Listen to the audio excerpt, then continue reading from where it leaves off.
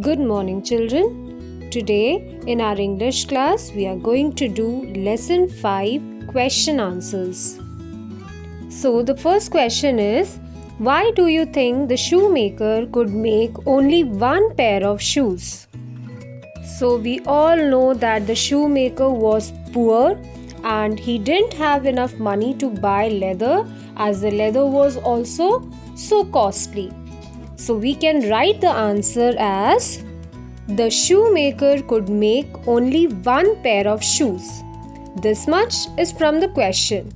After that you will continue because he was poor and he didn't have enough money to buy leather. So children, the second question is, why did the hands of the shoemaker hurt? So children, you know that the shoemaker was old and the leather which he used to cut to make shoes, it was very hard to cut. So we can say the hands of the shoemaker hurt because the leather was very hard to cut and he was getting older day by day. Question number 3. How did the shoemaker and his wife find out who was helping them? So what did they do? They hid behind a cupboard to find out who was helping them.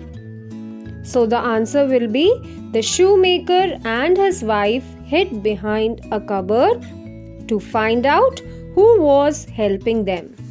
And children, the last question is, were the shoemaker and his wife kind and helpful? Give reasons for your answer. So after reading the story, we find out that the shoemaker and his wife were kind and helpful. And what is the reason? The reason is that they made tiny clothes, hats and shoes for the elves, because they found out that the elves were wearing old and torn clothes, and the shoemaker and his wife also wanted to thank them for helping them.